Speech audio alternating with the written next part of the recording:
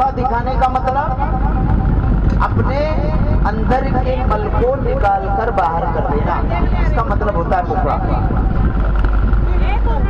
और भगवान विषयों से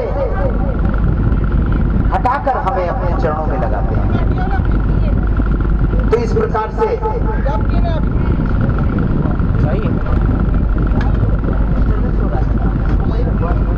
वही ले जाओ, वही रखो, बांटना वहां है। एक एक करके इधर आ रहे हैं तो कथा में व्यवधान उत्पन्न हो रहा है।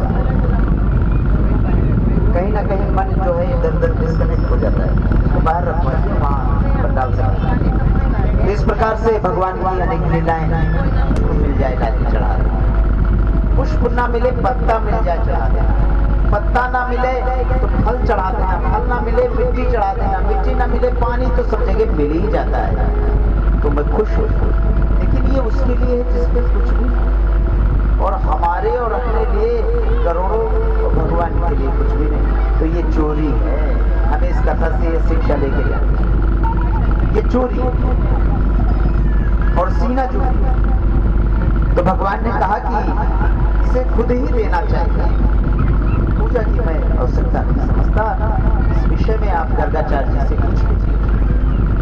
पुराणों में कहा गया है, वेदों में भी यही कहा गया है। तो गर्गाचार्य जी ने कहा ये बालक है तो छोटा, लेकिन बात बड़ी अच्छी करता है, बात सही कहता है, चलो देखेंगे। भगवान तो अपना बछड़े लिए और कम्बल लिए, छड़ी उठाई, निकल गए वन को गौचारण करने। अब इधर सारे ग्वाल बाल अपने अपने घरों से भोजन लेकर आए। कोई हलवा लाया, देखिए वही सारा मैं व्यवस्था कर रहा हूँ, अपने अपने घरों से ना वन भोज करो बैठकर, देखो उसका आनंद कितना आएगा। कोई हलवा लाया, कोई पूड़ी लाया, कोई लस्सी लाया, और भगवान की जितनी गाँव बछड़े ग्वाल बाल सबको एक गुफा में बंद। इतने में एक ग्वाल बाल दौड़ कर आया, बोले लाला, बोले क्या, बोले मेरी सारी गौएं खो गई। भगवान दही भात खा रहे थे, उनका अचार चाट रहे। अरे बोले खा लेने तो पहले फिर देखेंगे। अचार चाटते हुए भगवान उस ग्वाल बाल के साथ मन में इधर उधर देख रहे हैं, कहीं कुछ दिख नहीं। भगवान समझ गए कि ये ब्रह्मा जी की माया है। उन्होंने अपनी माया से उतने ही ग्वाल बाल, उतने ही बछड़े सब वैसे बना दिए। और 1 वर्ष तक वो जाते रहे, आते रहे, जाते रहे, आते रहे। ब्रह्मा जी बैठे इंतजार कर रहे, अब आएगा, काहे को आएगा। ब्रह्मा जी ने आंख उठा के देखी तो जो सृष्टि बाहर वही अंदर, जो सृष्टि बाहर वही अंदर, चकरा गए और भगवान के चरणों में आके गिर पड़े और बोले प्रभु मुझे क्षमा करो, मुझे मोह हो गया था, मैं जान गया कि आप ही नारायण हो, आप ही जगत के आधार, मुझसे गलती हुई भूल। तो भगवान ने कहा भाई ये जाति पाति ऊंच नीच भेदभाव ये व्यवस्था समाज की है, मेरी नहीं है, इसमें मेरा कोई रोल नहीं।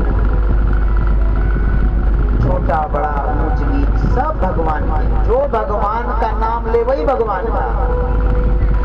जात पात पूछे नहीं कोई,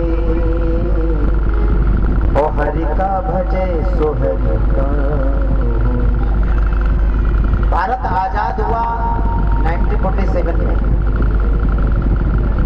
कांग्रेस का शासन था, उसने समाज को बांट दिया। उसने जो निम्न वर्ण था हमारा, जिसे हम शूद्र कहते हैं, उसको उन्होंने एक नाम दे दिया हरिजन।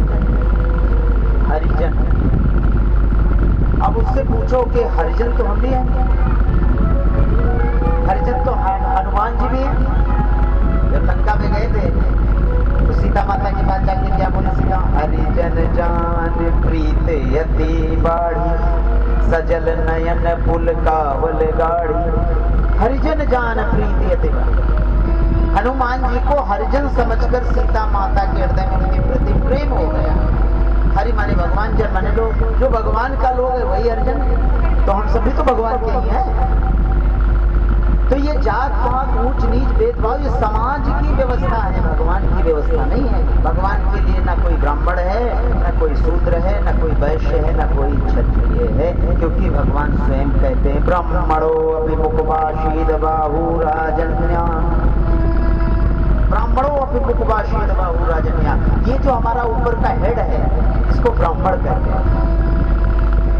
ये जो भुजाएं हैं ये क्षत्रिय हैं, और जो ये पेट है ये वैश्य है, और जो नीचे से यहाँ पैर तक का ये भाग है ये शूद्र है।